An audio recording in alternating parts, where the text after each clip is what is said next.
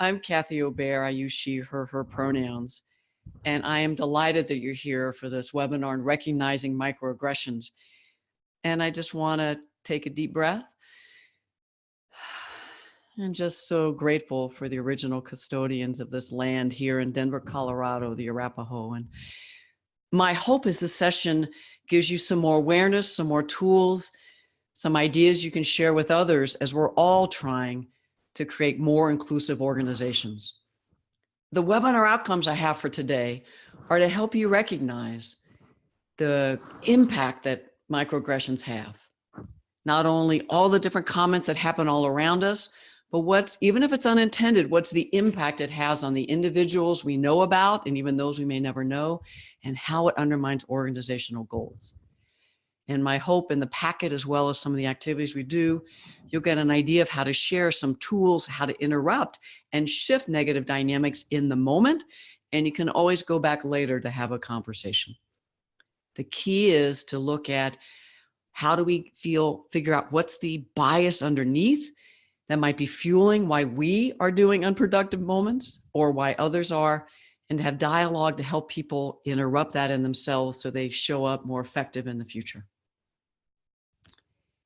I'm going to be talking for about 60 minutes, and I do intend to have a couple activities during that. And so microaggressions, how I know there's a microaggressions, I want to just say, oh, no, you didn't. And I just want to have somebody stop what they're doing in the moment. And what I know is that the definition of it is so powerful. What I know is Chester Pierce in 1970, I never knew this until a colleague of mine showed me, came up with this term. He was at the Harvard University and talked about all the daily microaggressions, those daily indignities, disrespectful moments that happen to people of color, that have them feel dismissed, unincluded, and so came up with this term. But most people today know much more about it from the work of Dr. Daryl Sue. And his definition, I love this: everyday verbal, nonverbal, environmental slights, nubs, insults, snubs, whether intentional or unintentional, that can communicate this is a hostile, derogatory, or a negative place. They're sharing these messages and target persons based solely on their marginalized group memberships.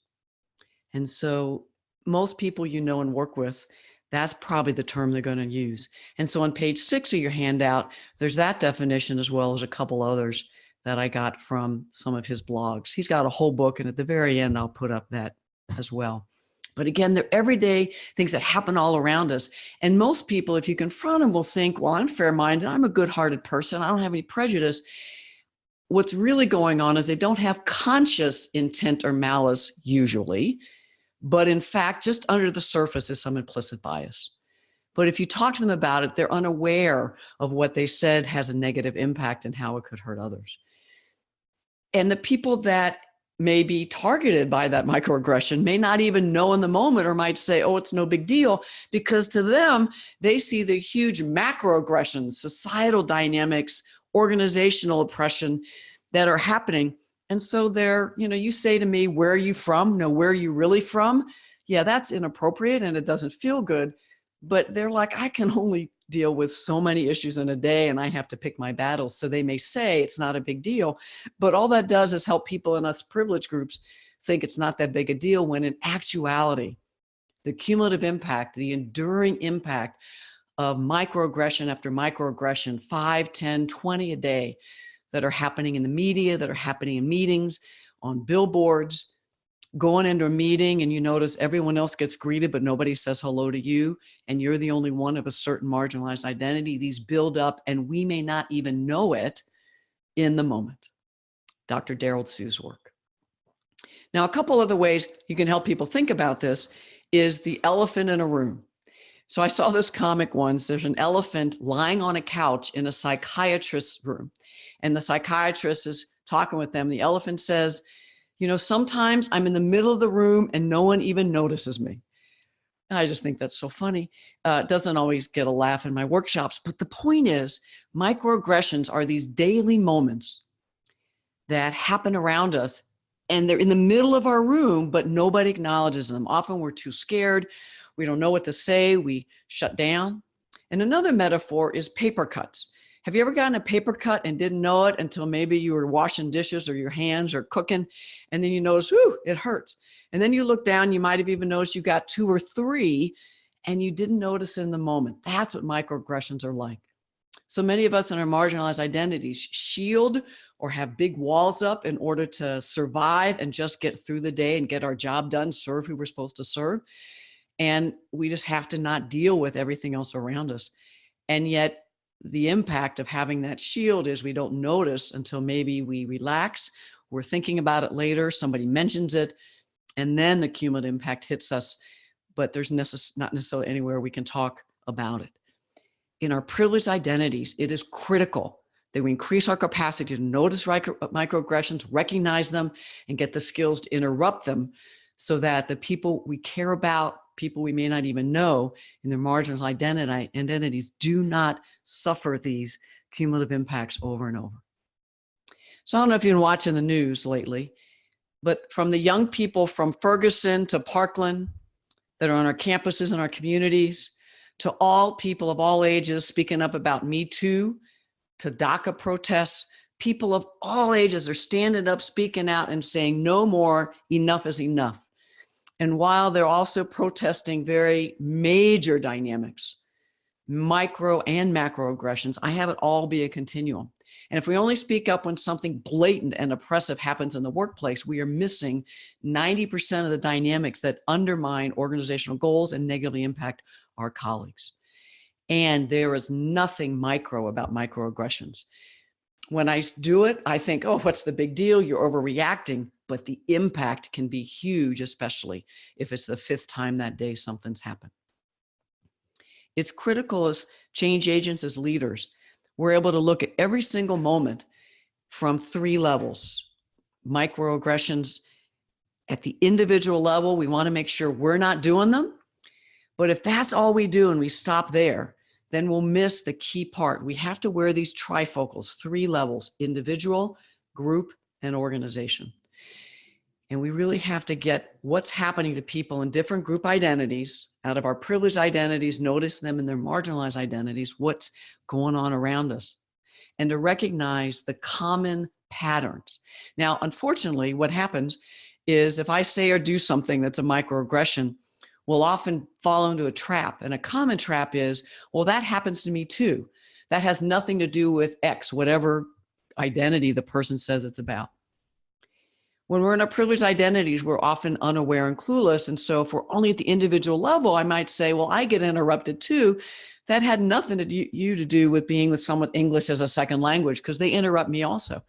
But the reality is, if we pay attention with a group lens, an inclusion lens, we'll notice that it happens more often, and we can use these questions to help people debrief.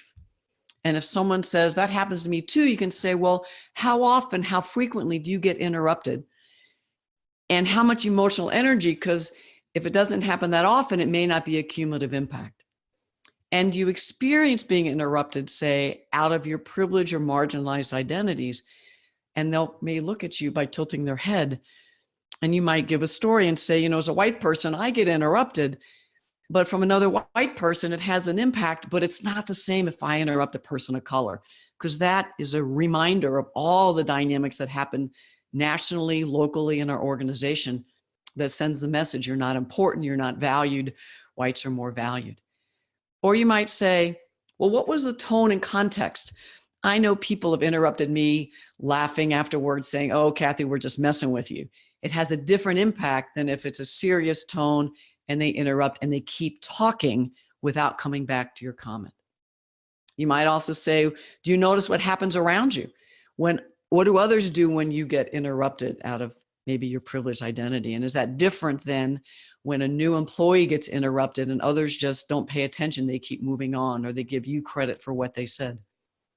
And so is it related to group membership? How often are you marginalized out of your identities? These are just some tools that if someone falls into that trap, that happens to me too, you can in fact say, can we talk about it? I love the one when someone says, they're an equal opportunity interrupter. That supervisor, they interrupt everybody. So you can ask, well, is that true? Is it really true? Because when they're with their supervisor, do they interrupt in the same way as when they're with people in different marginalized identities? And so what I want to suggest is you just take a moment and remember a time when you had a negative thing happen to you, a microaggression. And just take a moment, take a deep breath, and think of maybe a meeting on the street. Someone was walking by and their t-shirt felt really dismissive. What happened? How did you feel? What was the impact on you, maybe others? Was this the first time it happened, or is this a pattern? And did someone respond to interrupt? Most likely they didn't. But if they did, were you left feeling seen, heard, supported? Did they address the microaggression and try to educate so that you, one more time, didn't have to carry the burden and do it? Or did you feel unresolved? Or maybe somebody said, I didn't mean it, or that happens to me too, and it was a second microaggression. If you want to use these materials in coaching, mentoring, training, you might actually want to have people write down some notes and then share with someone else a time and then hear some of those out. Because when we can remember when we know what it's like to feel marginalized, treated less than, then we might have more empathy and understanding. And as you hear those out in a small group, people might begin to hear what dynamics happen around them that they haven't paid attention to. Now, I want to tell you a couple stories of my own microaggressions, because the truth is, you could say something every once in a while that has absolutely no bias behind it, no intended negative impact, and still it can have an impact. So I was at Colorado State University doing a couple-day leadership training, and I used these activities called group identity cards. They're now about 30 different group identities and cards about that big, one identity on each, and we used them about 8 times during a couple days. Now these happened to be bright green and chartreuse. And unfortunately, I take shortcuts too often. And instead of saying, could you please just get your group identity cards, we're about to use them in an activity, I said, just grab your green cards and start looking at them. And immediately I felt the energy in the room shift. And I was like, what? And then I saw a couple people's faces that were Latino, Latinx, Latina, and it hit me what I'd said. Grab your green cards had a very different impact in a state with a high number of Latinos, Latinx folks, and or folks on campus that might be dreamers, folks that might be assumed to be or are undocumented. And as a white person who had just come to, living in New York City in Massachusetts for the last 30 years, I just was not aware, and I'm a US citizen, have a US passport, it just was not on my screen. So I love that story, because I truly believe, as I've done my work, absolutely nothing in me was about xenophobia, racism, and still my comment had a negative impact across race, group identity around immigration status, skin color, culture. And if I had gone into, yeah, I didn't mean it, I was just talking about the color of the cards, that would have been a second microaggression. Instead, I stopped and said, I just noticed what I did. How many people noticed what I did? I'm open to hearing the impact of saying what I said. And I really regret I was not thinking clearly, and I just really apologized. Luckily, I'd done enough work and my ego wasn't as high up in the moment, but I'm really grateful that I noticed in the moment. Now, I don't always notice things in the moment, but this next one I did notice in the moment. But this is a story where, as I realize now, I had racist implicit bias fueling it. I was at a national conference called NCORE, National Conference on Race and Ethnicity in Higher Education, NCORE. It was my first time there. I was particularly anxious, about 100, 150 people in the room, navigating difficult situations. I had far more material, as always, than I could think I could get done. And there was an 1.5 to 2 hour block for a luncheon. And I wanted people to come back a little earlier then. And so I said, would it be all right if we come back at 1 o'clock? I'd like to just start and share the information. They nodded, and I said, this is where. Now I said, and I want it to be a real white 1 o'clock. I don't believe I've ever said that term before, but I know the racist attitudes, right, that were right underneath about who comes back on time, who doesn't, how white culture really preferences and prioritizes on time because money is time and urgency. So I was really triggered into a lot of white culture. Well, I felt the ripple in the room right away. And I had to let them go to lunch because I'd already kept them later. And so I just said, I just heard what I said. And my guess is I had a really negative impact on many people. What I want to do is when we come back, I want to hold space for people to talk about the negative impact of what my racist comment just had. And I will be spending the lunch hour exploring what was going on for me. And I really apologize. And we'll take whatever time to hold the space to talk about the impact. So over lunch, I was spinning, talked to a few people, just try to get more centered. Of course, some of my white colleagues were trying to go, oh, wasn't that big a deal? You're a good person. I'm like, that's not helpful. Help me get grounded so I can go back and hold the space and own and acknowledge the racist attitudes that I had. So we came back and it was almost an hour as I held the space, and mostly folks of color, mostly African-American, shared the negative impact, because here's how microaggressions work. That racist comment I made was the trigger that reminded them of literally 10, 20, 30 in the last week, 100 in the last month, and then who knows how many in out their lives, the times that whites had been dismissive, racist, you don't belong, your culture is less than, white is better. So I just want to share that to say, I had no idea I was going to say that. It just came out of my mouth, and the negative impact was significant. Now, after about 45 minutes to an hour, one or two folks of color started saying, I think we're ready to move on. And then finally said, I think this has been enough. And they looked around, and then I was like, has that been enough? And I know if people want to talk at the break.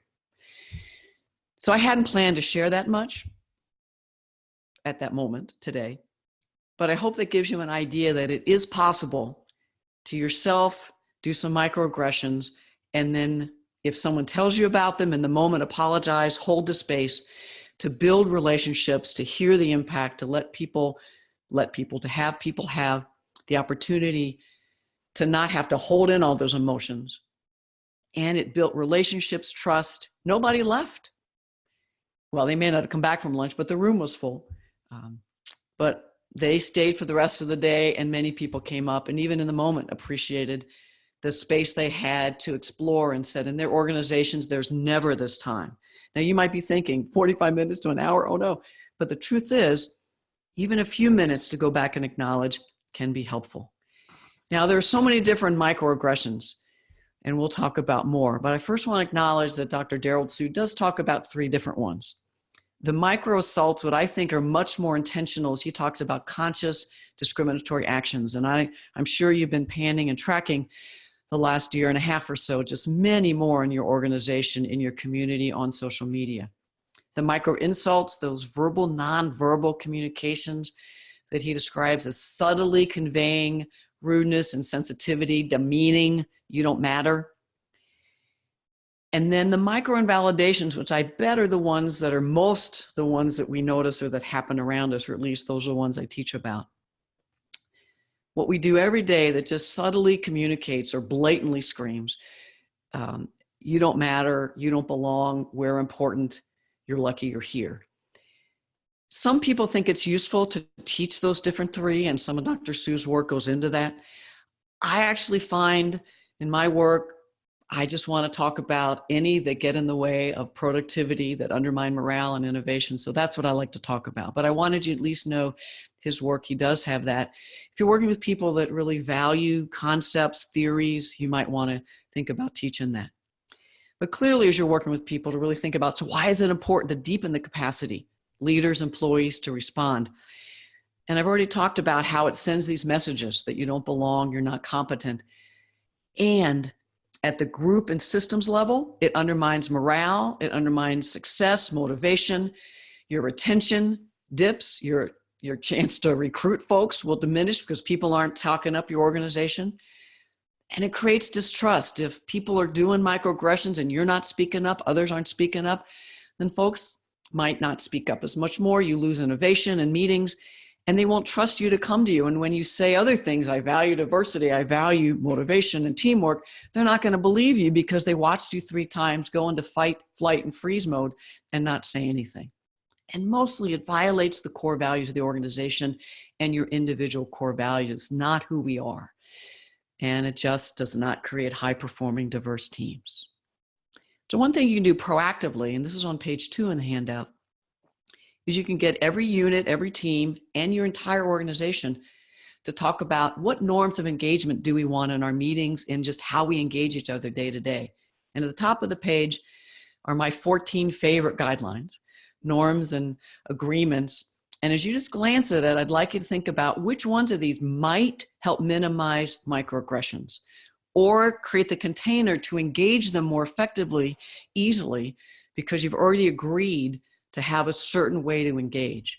And so just take a moment and glance at these and maybe find 1 or 2 that you think, if we agree to these in our organizations, it might minimize microaggressions or create the container that we could talk about them.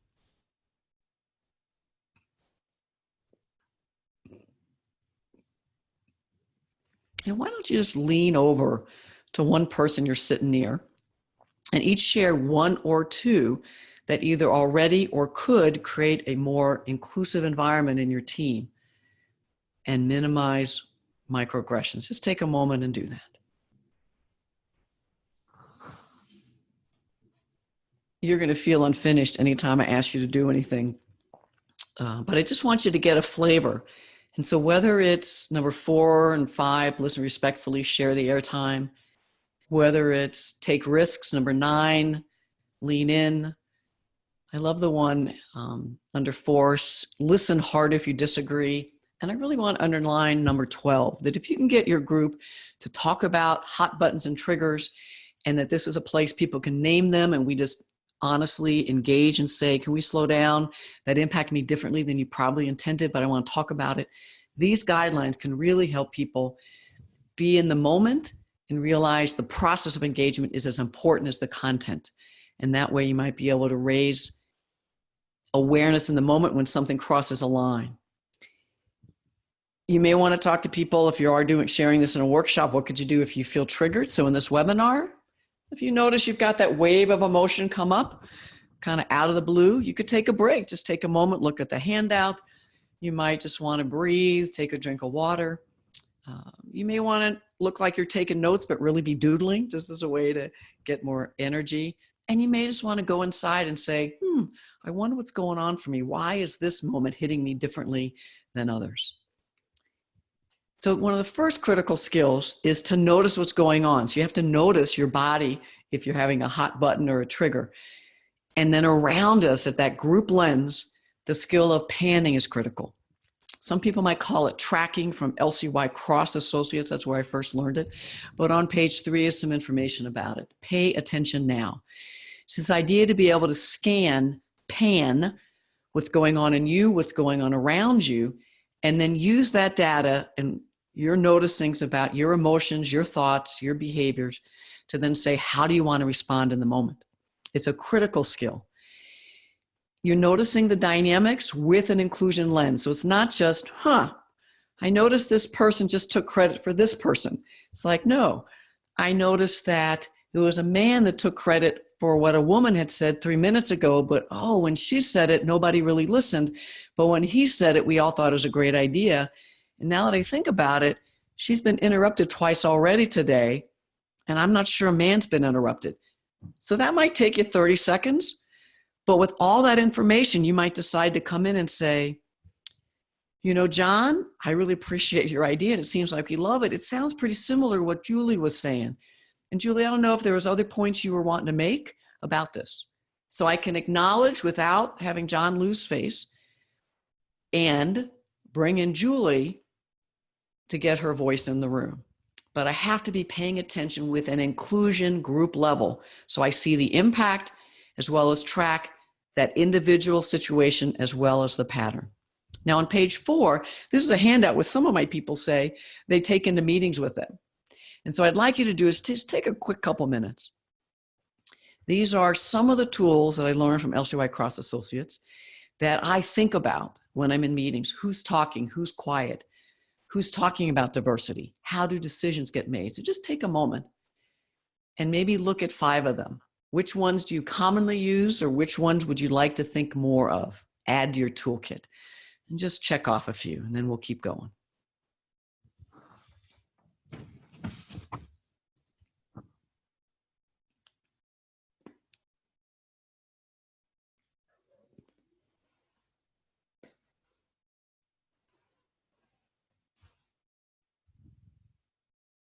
My hope is you saw a few you do, but you also, when you come back to this list, you'll see a few you're like, ooh, I want to pay attention to who looks at who when other people are talking. The data is out there, and if you just even spend one meeting watching more than you usually do, I bet you'll see more and more microaggressions. Now, you may not yet feel ready to interrupt, but the first step is to recognize. And this next handout can be really powerful to help me recognize the unproductive meeting and classroom behaviors that I do. So on pages 7 to 8, again, I just want to show this to you. Full breadth of differences. What I'd like you to do is maybe between you and a partner you're sitting near, one of you look at page 7, one look at page 8. You're only going to look at like 5 or 6 on each page. But maybe choose 1 or 2 of these identities and think, what's the marginalized identity? And then, have I ever seen any of these unproductive meeting behaviors happening? And so what have you panned? So when you're looking at this, just kind of check off. You're like, yep, I've seen them do 7. Ooh, I've seen number 12. And then just reflect, what's the probable impact? I'm going to give you about 90 seconds to reflect. And then I'm going to, when you and your partner are ready, you can start. But just each share, no names, but just what are some of the things you have seen by group membership? I've seen someone with higher rank interrupt and talk over somebody with lower rank. I've seen somebody who doesn't have apparent disabilities just shake their head as someone who's hearing impaired, ask for people to speak up louder. So just notice what you're seeing. Just reflect for a moment.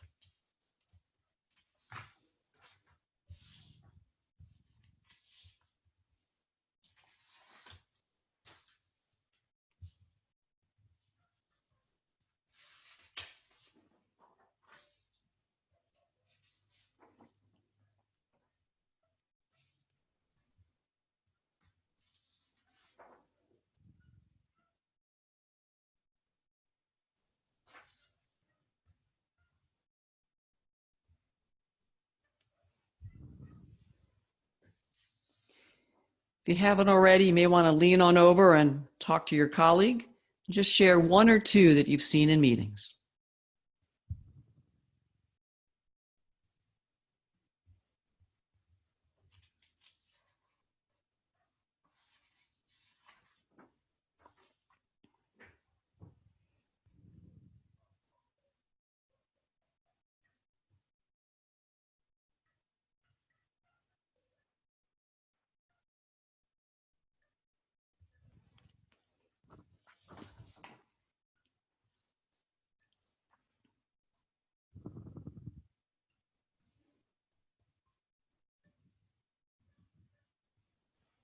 Once you finish your conversation,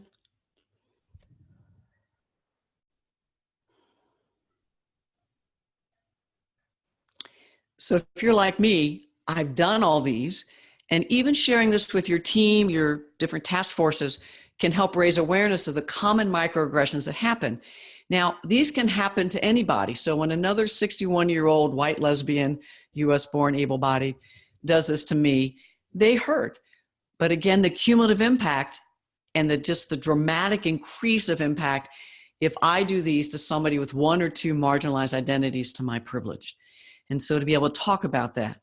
Now, to teach the skill of panning, because you can't notice these microaggressions without it, you may want to bring a bunch of magazines to a meeting or a workshop and have people just glance through and notice who they see, who's there, how are they positioned. You might want people to look at the website, what groups are present, which ones aren't. Look through the text and the content of policies, programs, websites, who's included, who's not. Scan your work environment. If people came into our work environment where they see themselves. And so you can teach people how to pan, pay attention now with the group lens. by looking at graphics and content. They have to be able to get group identity in order to notice microaggressions. And they have to understand the full breadth. Now, I'd like you to do, I just want to show you this activity. You can either do it with one other person or get in quick groups of 3. But one person, maybe look, it's pages 9 to 11. So one person maybe start on page 9, maybe one on 10, one on 11. These are some common microaggressions that I've collected at colleges. You may need to translate them to your type of organization, but I think each one will easily translate. Just take about 30 seconds and look at 4 or 5, anywhere on any page, and which ones look familiar and remind you of other microaggressions that could happen in your organization. Just take a quick moment and do that.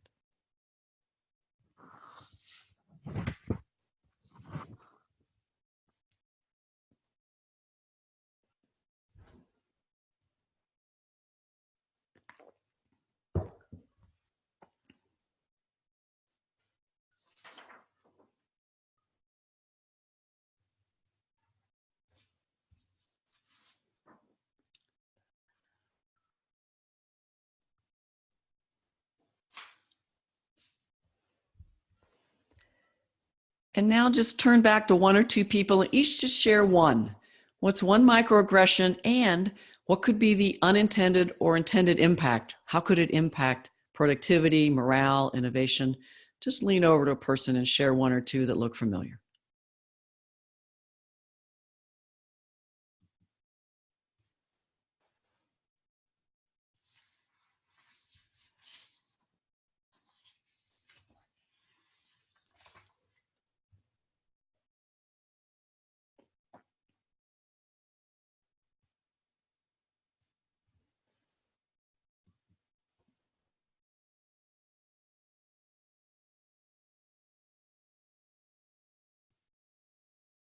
Let me ask you to refocus.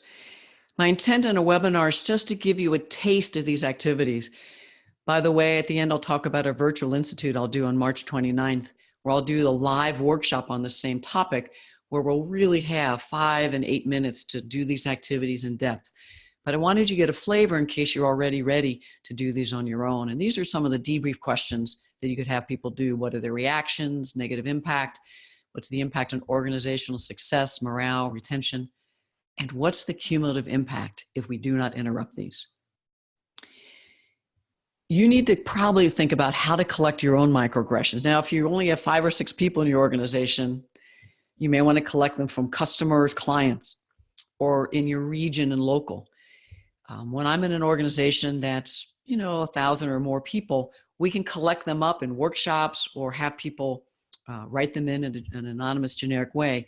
It's one thing to read the ones that I offer. And in the virtual institute, I think I'm up to about 80 in the handout because I've been collecting more. But it's much more powerful to collect your own. And we'll talk about how to do that in the virtual institute.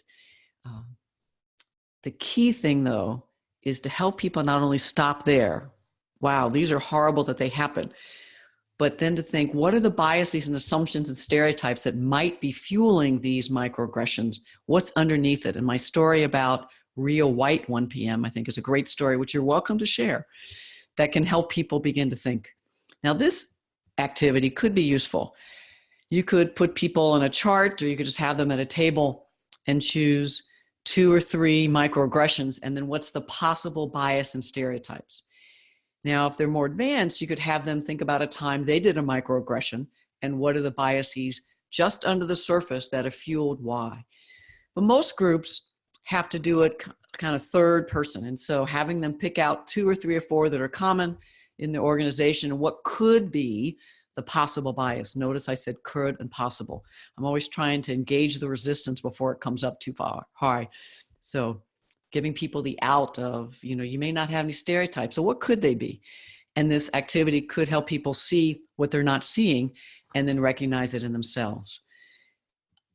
If your group is ready, actually any group could be ready, but this Harvard Project Implicit, they have, I'll bet 8 to 10, if not more, self-assessments, anonymous, that you can take on a variety of identities that can help you see what is your implicit bias prejudice stereotypes about folks in marginalized and privileged identities. When I took it around race, was one just on African American, I was actually irritated that it said I had a negative bias against Blacks, because I was like, what's wrong with this instrument? The truth was, if anybody asked me and I got honest, I know I have racist stereotypes every day, but it just was, I was indignant that this test told me I did. So you may get that same resistance. I've been doing this work 35 years and 20, especially around race. And I'm still in resistance and don't want to own all the white supremacist attitudes and racism that I still have. In your organization, you may want to recommend people to do 2 or 3 of these so they have different types of diversity and then come back and talk about it. You might also want people to think about a time they responded effectively, because after they look at their bias, they're going to be feeling a need to take action. And so if they talk about when did you respond effectively to microaggression in ways that aligned with your core values and helped promote organizational goals. I'm not talking about when I remember this one workshop, I said something and I felt great about it, interrupted sexism. And there was a white guy over there and he looked at me, he said, you just cut me off at the knees. So his microaggression was inappropriate, crossed the line, but how I responded violated my core values of nonviolence and meet people where they are. And I lost him. He probably didn't think of a thing or listen to me the whole rest of the session. And other people in the room across gender identity, sex assigned birth may have written me off too because they were afraid to say anything. So how we engage others really has to further relationship building, organizational goals, learning. So have people talk about that and share some, and then they might be ready to talk about a time they did not speak up or spoke up in ways that were not very effective. To be able to have people talk about what were your fears or concerns, your thoughts that had you stop yourself, that can be really powerful. Not to let them stay there, but if we don't let people get honest about their fears, they'll stay stuck. What was the impact of your silence? To realize they're not alone, then they might have more energy, because you really do unstick that energy, they might then be able to respond. Now, one reason people don't respond is they're triggered. And so they might be in fight, flight, freeze, and they may be one of these 4 unproductive reactions. So you may want to ask people, so when did you go into fight mode? That was the one I cut them off at the knees. When did you freeze? I don't know what to do. When did you flight? Literally look at your phone, run out of the room. And when did you flounder? Try something, didn't quite work. Try something else, didn't quite work.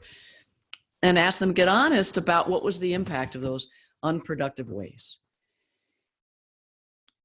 You get them to share 2 or 3 examples of how they were less effective in the past. Now they're ready to learn new skills. Now, sorry. I thought I turned that off. If you start too soon to give them skills and they haven't done some of their work and realize that they've not spoken up and that most people don't, they may not be ready to learn the skills. So that's why I do some of these things in between. Have them share that and then talk about intent and impact, because the reality is most people, when they are the ones that do a microaggression, they want to respond with, that wasn't my intent, I'm a good person, as opposed to exploring the impact. And so what I like to do when I work with people is say, your intent really doesn't matter. My hope is you had relatively good intent, but under the surface, you may not know the implicit bias.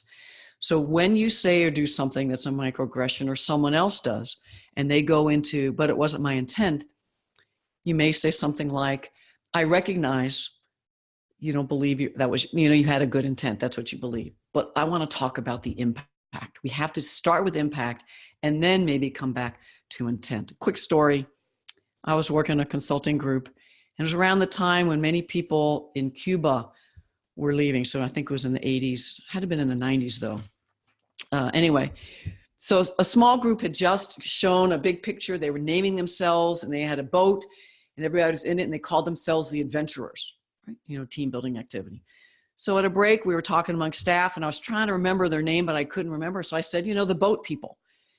Well, several people of color who were on staff with me, actually, I was on staff with them. They were the leaders, were so frustrated with me that I said that. And I just went into intent. I was like, no. I was trying to think about what was their name. I didn't mean boat people. And they just shook their head and we never got any farther because I was in such resistance. It is critical that when people jump to explaining away their intent, I did a whole nother microaggression. It's important we slow down and acknowledge and apologize before we move on and really hear the impact of what we did. And so to be more effective, we have to be able to interrupt microaggressions, engage others in ways that help them reflect on the impact of what they did and their intentions. That's what my colleagues were trying to do, but I was resisting so much, I couldn't hear them. I believe we need to then educate about why what they said, what their behavior, the policy has a negative impact at the group level. And as we're doing it, to build relationships and connections. So that's what I mean by effective, because in the moment, somebody may not like what I tried to help them see, but in a few days when I stop by their office or I write them an email and say, you know, I have time for lunch today to you, and I reach out, they might be willing to meet me and I might be able to share more and they may be able to hear more. But I have to have the tools in the moment to engage then or follow up with people. And so on page 12 are some tools, 12 and 13. And some of my favorite tools are pairs. And if you've seen my other workshops, you know these are my go-to. When I'm in workshops, people like to have takeaways. So pages 12 and 13 are the 2 pages that I'll give out, even if I only have a couple-hour workshop. And so we've already talked about panning, the ability to notice dynamics around you, the ability to ask a question, to just interrupt and say, can we slow down? I want to go back to what was said, or I didn't appreciate that comment, just anything. Often when people will say one words that are real derogatory and labels, I'll just say, that's an interesting word. And then they might stop and hear themselves, that they might just have said schizophrenic or bipolar, or they might have said, oh, that's so gay, and or, you know, reverse racism. A term that I know is a trigger, I just might say, that's an interesting term. And then ask a question, when did you first hear that? Or what was your intent of using it? Or what did you want to communicate? So interrupting, ask a question. Sometimes you can relate in and say, wow, I've said that term recently. What did you mean when you said it, or what were you hoping to communicate? But to first say, you're not alone, I've done it too, or tell a story. And so having people practice these tools, and even just reading them. I have one take 13, one take 12, read them, and then share 2 or 3 tools that they find is useful. This is something we'll do in the Virtual Institute. I then give them about 5 minutes to choose 1 or 2 microaggressions and then come up with 1 or 2 strategies for each of the 5 sets of pair tools. How could you pan as the intervention? I notice you just interrupted someone. Or, I'm noticing we're interrupting people more in this meeting more than usual. I don't know about anybody else, but I need a deep breath.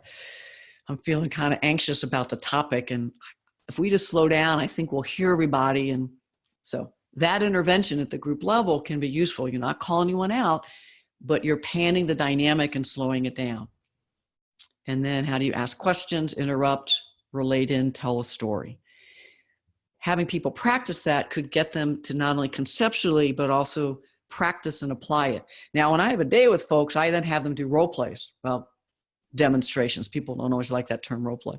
But I'll give each group, have them come up with a microaggression, bring it to the point of conflict, and then be prepared to show how to engage 2 or 3 different ways, have them do it with another group, and then that group shares what they developed. So all kinds of ways you can get people to skill practice so they have more confidence. Now, if you're talking about microaggressions, I want to also give a tiny, I don't know if you can see how small my hand is, but it's a paper thin out that occasionally the person who is impacted by a comment might have misunderstood.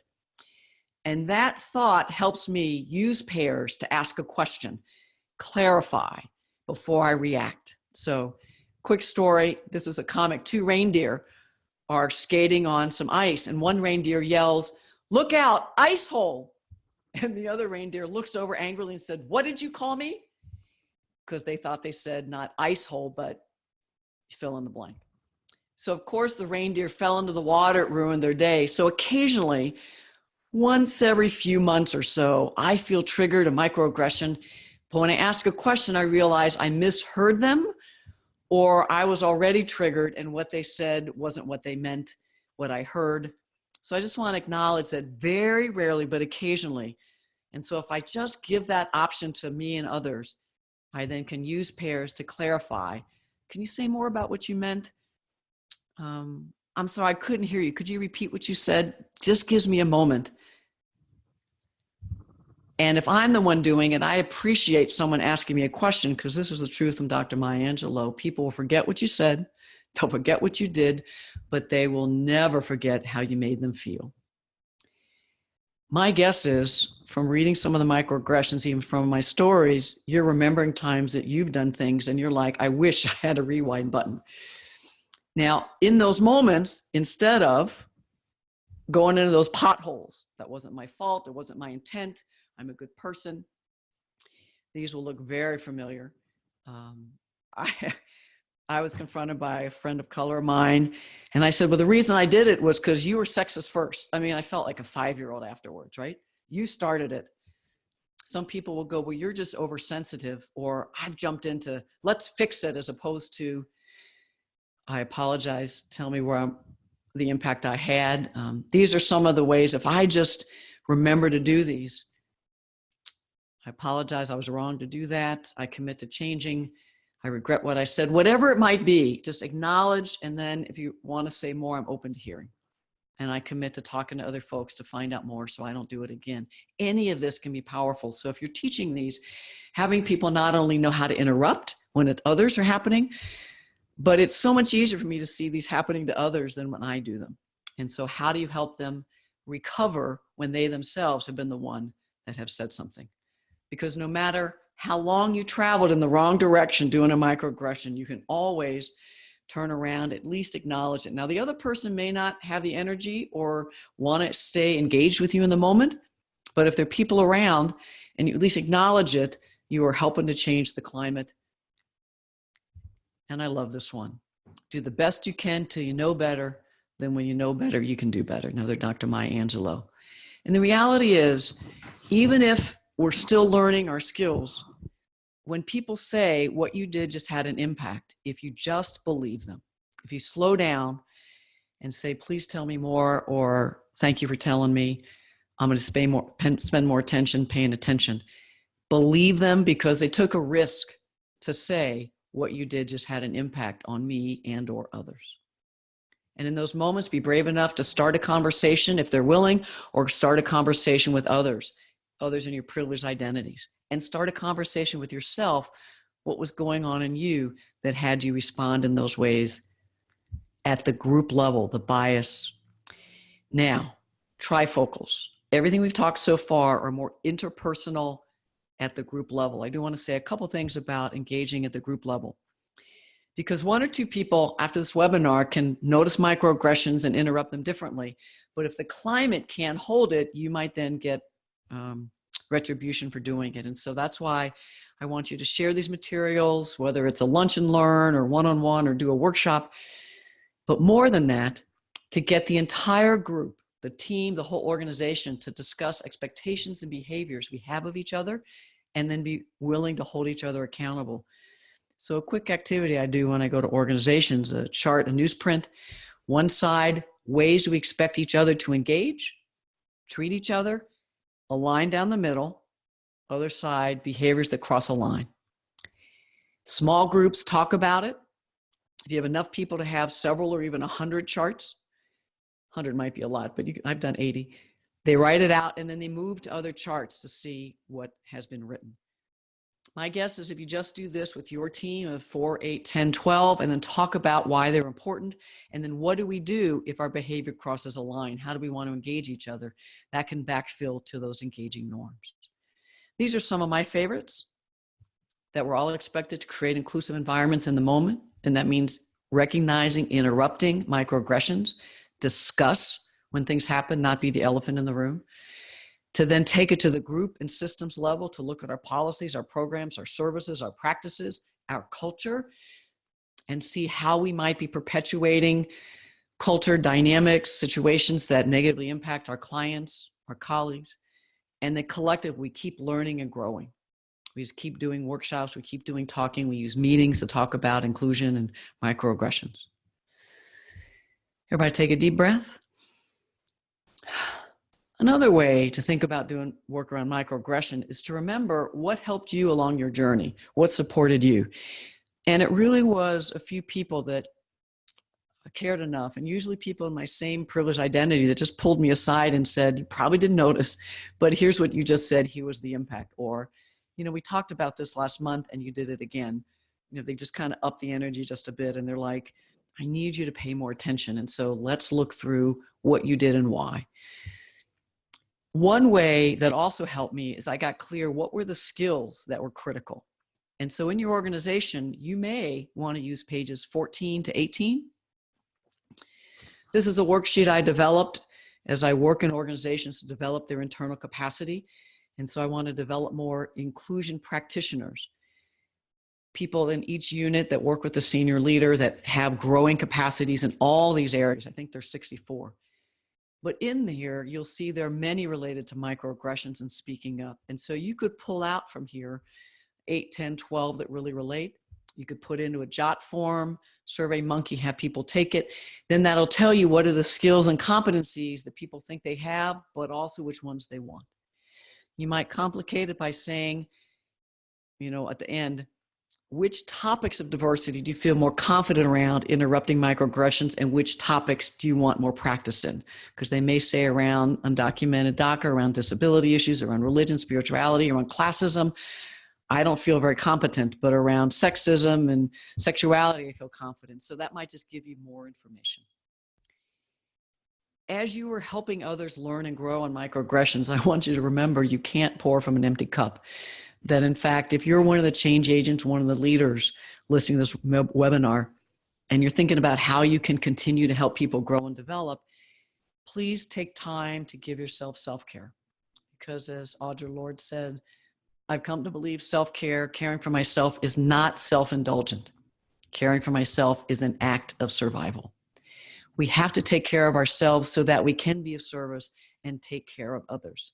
Have to do it together. And so creating a community of care where we all have the skills and capacity to recognize microaggressions, the skills, permission, and accountability to speak up.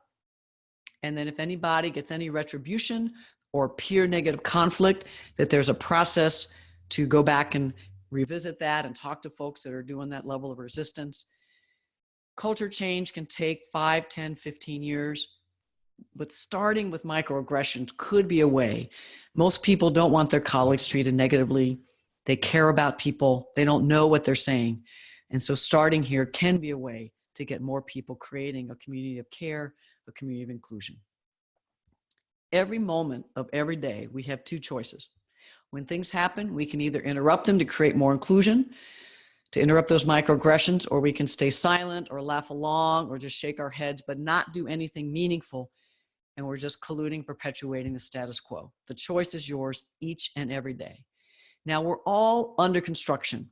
So as Dr. Maya Angelou, meet people where they are and keep learning. And when you know more, you do better. But our action expresses our priorities and they express our values. So as a leader, as a change agent in your organization, what do you say when you're silent? What do you say when you freeze? But when you speak up, you are expressing your priorities and the priorities of the organization to create far greater inclusion. But the truth is, as J.D. Houston said, if you want something in your life you never had, you got to do something you've never done. So I hope some of these materials you see, ways you can practice them personally, practice them in small groups, just even reading them every month can remind you of a few more. I don't learn anything the first time I hear it, much less practice it. So I hope you continue using these, teaching these, coaching people. Some campuses, some organizations have used my books, and you'll get an email in the next day or two, not only with the recording of this webinar, but with emails. In the email, we'll have the links to the downloading and extra materials. In Turn the Tide, Navigating Difficult Situations, lots more resources, how to teach about skills and how to engage microaggressions. And if people still want to learn more, that book might be a good place to start. You can start looking at issues of racism in your organization, but I'm not racist, and how to help people in their privileged identities to look at the common dynamics that we do, but also how to interrupt them. And finally, if self-care is critical for you and people in your organization, in it for the long haul. Some people do book clubs on each and all of these, sometimes in affinity groups by similar identity. Other professional development you may want to consider. I'm doing a webinar every month, the rest of the year and beyond. In April, I'll be doing inclusive organizations, looking at more systemic dynamics, and there'll be a part 1 and part 2. But I also want to highlight that each month I'm doing the Virtual Institute. So on March 29th, live webinar, institute just like this. Will slow down for workshop activities. And then people in the room are just bringing people together and bringing them back. But I get to lead the activity. So if you're an organization that you have people ready to teach, but they're not quite ready, and they're like, let's do the Institute, we'll bring people together and do it, but they're watching from a facilitator's hat, then they might be able to take the expanded handouts. There are many more activities we'll do and continue to do those throughout your organization. There might be other folks that just you want to bring together because you want to have some pretty quick work on microaggressions. Again, in May, I'll do a part 2 around inclusive organization in both them and Institute virtually. And then in June and July, part 1 and 2, diversity, equity, inclusion. Many organizations all year long, but also starting after summer, do much more team building, training, or onboarding of staff. And so I want to spend a lot of the summer sharing some of my favorite activities and lots of open, what would you do if, as you're designing trainings and activities for your current staff, the onboarding new folk, the customers you serve. I just want in the last couple of minutes highlight some other professional development. And while I'm doing it, if you have topics for future webinars or virtual institutes, I've kind of planned them out for the year, difficult dialogue, some self-care, but I have a month or two that I could move things around if you really help me see what could happen. And if you've got an email suggestion, that's fine too. And my email is, I believe you'll have it when you get an email back from me. 3 quick things and we'll close this out and open for Q&A. In January, I realized that I really wanted to get more and more resources out to people more quickly. And that's why I'm doing these webinars and virtual institutes. I also am starting on, I think it's March 30th, a masterclass for inclusion practitioners. Right now, it's going to be a 12-week program for people that really want to deepen their capacity to be change agents in their organizations. You won't learn everything I know, but in 12 weeks, you'll have resources to do organizational change, interrupting dynamics in the moment, teaching and training about microaggressions, self-care, difficult dialogues, navigating oppression in the workplace, how to change policies and practices. And so you'll have practical tools, activities, resources so that you can do that with staff. You can lead workshops if you already have the capacity to facilitate. I'm also offering to a select number of organizations a comprehensive professional development program that you may want to go read more about. But the intent of that, senior leaders get development. Everybody has access to the virtual institutes.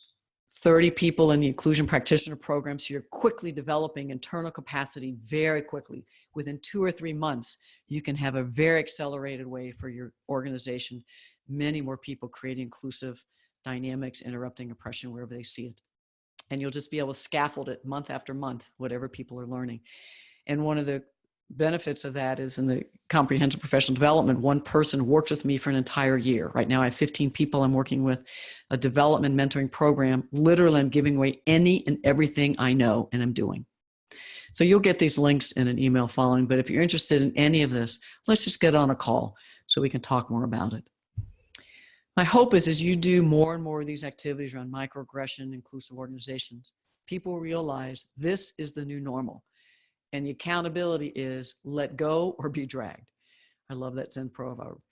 Your organization may not be there yet, but over time it'll change. You get enough people that it's just the way we do things, and these dynamics are not acceptable here. But sometimes the only transportation is a leap of faith. And so going out and testing some of these activities, others, trying them out, is what I hope you do. And you're truthful, gentle, and fearless as you're doing it. And I'll close with Nelson Mandela. What counts in life is not the mere fact we've lived. It's the difference we made to the lives of others. That will determine the significance of the life we lead. It's a difference we've made when we speak up and interrupt microaggressions consistently, persistently, and we're teaching others to do it, and we change the organizational culture. That will determine the significance of our role in that organization. So, deep breath. Thank you so much. So I'll leave the slide up just for a moment if you want to see these references. And we're moving into Q&A. And so I'm going to bring on Catherine Ferris, who's going to help help prompt me with questions. So this is the question and answer period from Kathy's live Recognizing Microaggressions webinar. And so the first one that we had, I kind of want to read the whole thing because it was really nice. So Dr. Obear, you are only 3 minutes in and I am already crying and overwhelmed. Oh. You are describing my life as a woman of color. I am feeling so validated and so grateful. My question is simply, how might marginalized and oppressed folks encourage more people of privilege to be here, engage, and listen, knowing that simply asking them often triggers their white fragility? I realize that's such a huge ask. Oh, it's a great question. And unfortunately, I get it way too often. Not way too often. Most people in their privileged identities don't show up.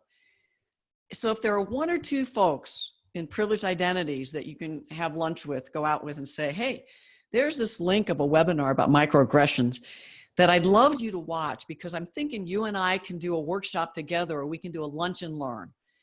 So if you can bring them in to maybe do that, that's a possibility. Or if you have one or two people to say, could you do this? These are some activities. Could you just, and if you collect, and I don't mean you, but if the organization can collect some common dynamics that happen, and you say to a few colleagues, I'd like to share 10 things that I've heard in the last week that happened in this organization. And you just share them without names, without departments. Most people's hearts will open. You say, I just got some free resources. I would love us to do a workshop on microaggressions.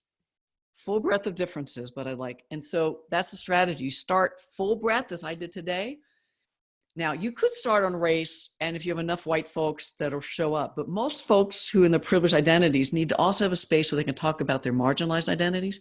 So that's why I recommend you start breadth of differences and then say, what if next month we come in and talk particularly about dynamics of race? And then the next week about dynamics of sex assigned at birth and sexism. And I do those two because that's probably most people. You have more people in marginalized identities in most organizations that I work with. But on college campuses, folks that are transgender, gender binary, the amount of microaggressions is just outrageous. People are undocumented or assumed to be. So you may want to also bring in some, even though the numbers might be smaller or we haven't talked about it much, but you could do one a month, do a lunch and learn. And try that for 3 or 4 months while you're also asking the supervisors and managers to have this conversation with real data. That's my best thinking. But if you want to talk more, again, anybody wants to talk more, you'll get my email. Just email me and we'll find a time to talk. Okay, next question. What are you doing while holding a space for people to share the impact? Is it just listening or are you responding? And this question came in when you were giving your example of how you had actually caused a microaggression. Well, the truth is I am breathing, praying, and trying to keep my mouth shut. Because even though I show up, oh, tell me more, inside I'm like, yeah, but I didn't mean it. And how come I'm saying all those traps. So I'm trying to get rid of the traps that I'm saying and just breathing. And just, I'm not, and so I'm saying, I really apologize. I hear the impact.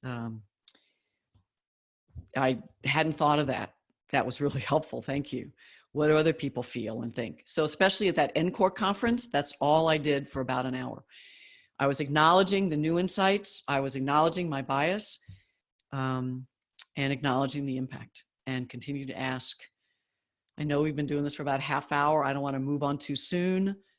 But I also know we have other things we could cover, but what else? So it was that fine line. Again, white person, I was the one that did the it's not say very racist. Anything is racist, but it was so blatant. I was so blatant. So I was trying to juggle it all. And occasionally, again, I might say, I'm really going to think about this. You're helping me realize a couple other white people I'm going to go talk to help. I want them to help me think through why I did what I did and what's going on. So I change and am different in the future. Make that commitment. Okay. All right, then we got actually a couple of questions, people asking specifically about reusing your materials. And just if you have any requirements around that? All I ask is that if anyone else's name on it, so all of Dr. Darrell Sue's work, LCY Cross Associates, and you may have something from Nonviolent Communication, but I don't think so. So if I ever use anyone else's material, please always keep their information on there. And I would appreciate if you keep my name on material that looks like it's original of mine. But no, that's why I'm sharing it. I want hundreds of thousands of people to have these workshops. And so feel free to use them, share them. And you, again, this recording, you can watch it again to get different ideas for activities, what you would do. And there are many other ways to teach this. This is just how I do it. So you may want to go to other people and say, how do they teach it? You might even find more effective ways. All right, so our next question is, how can we begin teaching this in schools so that by the time they are in high school, there is less bullying, and as adults, they are working together more cohesively? I love it. The Southern Poverty Law Center, and there are probably other places, but I know they have a magazine, Teaching Tolerance, and I bet for years, if not decades, they've created all kinds of resources around anti-bullying, creating inclusive classrooms. I hate reinventing the wheel, which is why I like to give away resources, so you don't have to create stuff.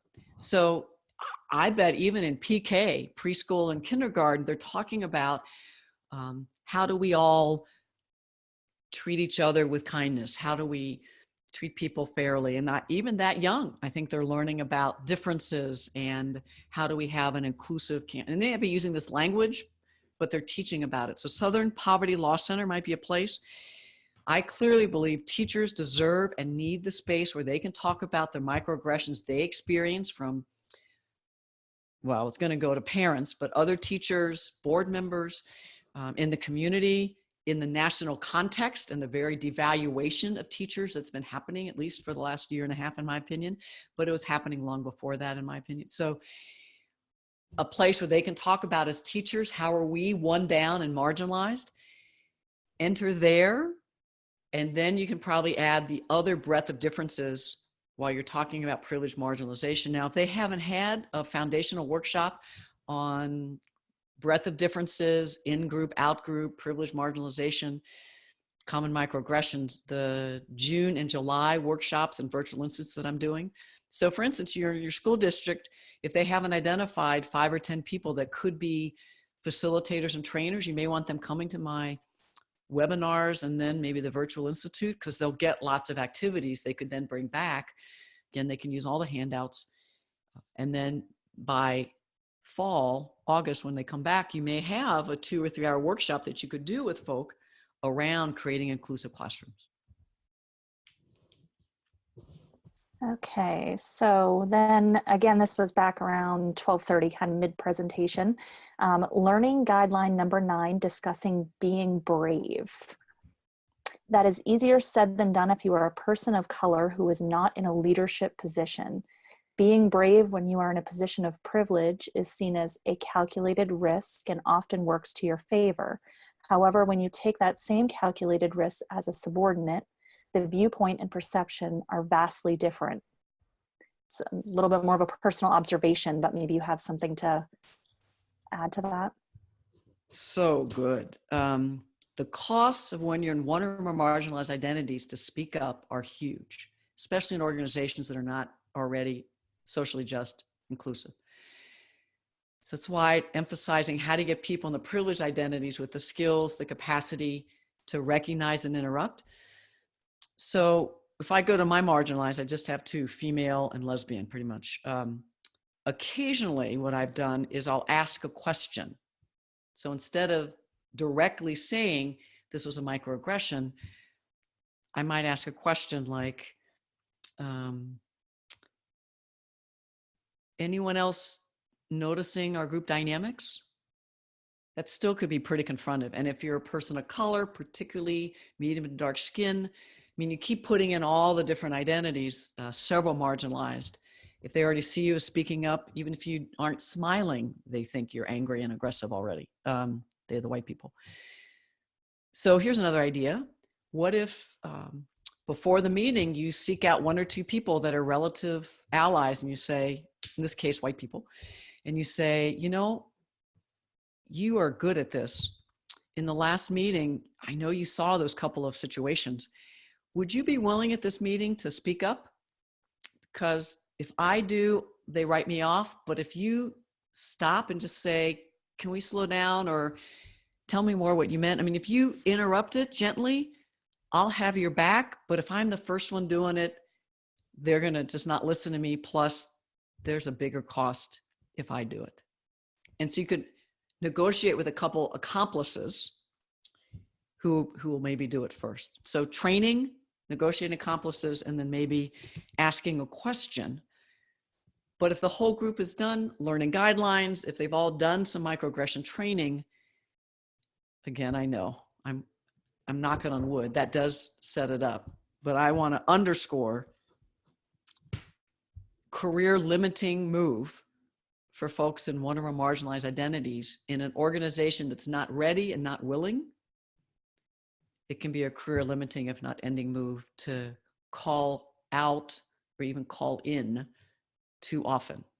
Developing capacity in the privileged group members is what's critical for retention and change. All right, I think we have time for one more here. Let's see, when interrupting, how much do you engage the person who did the microaggression versus focusing on the target and their experience of the impact? Did I say that right? So a tool that might be in these resources, by the way, the last 10 pages are even more skills, and I'm sure this one's in there, I'm pretty sure. Face saving. Quick story, one of my mentors at one point was like, Kathy, you come across as so self-righteous all the time.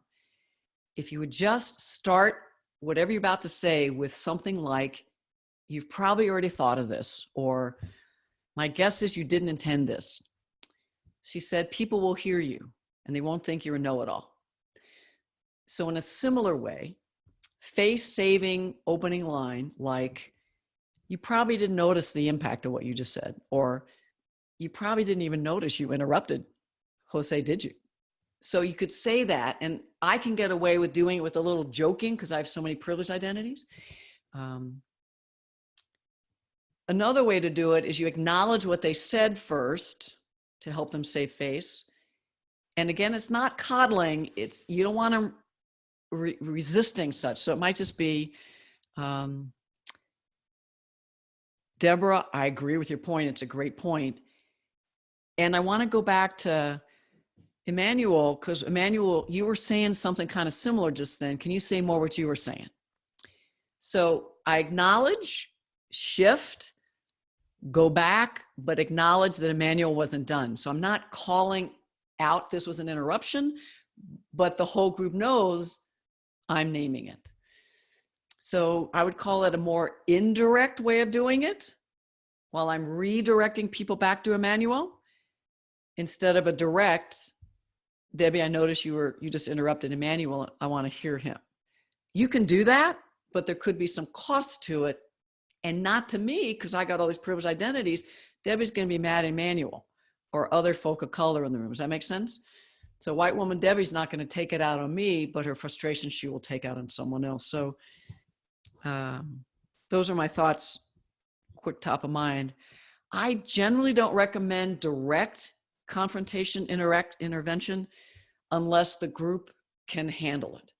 The individuals in the group, and you have to have done some of these activities I'm talking about, especially negotiating, and they have to have a pretty inclusive organization in order to have kind of what will feel like an abrupt, Kathy, did you notice you just interrupted Jamie? Oh, I'm sorry, I didn't even notice. One other quick one, if I'm the one doing it, like interrupting, someone could say to me, Kathy, I love your enthusiasm. And in the process, did you notice you interrupted someone? Oh, I didn't even notice. I'm sorry, you weren't done. I'm sorry. And so you might actually let me go back and say, oh, I'm sorry. Please finish what you were saying and tell me more. So all of that can help the person interrupting maybe save face, but also model leadership. I hope that gave you 3 or 4 ideas.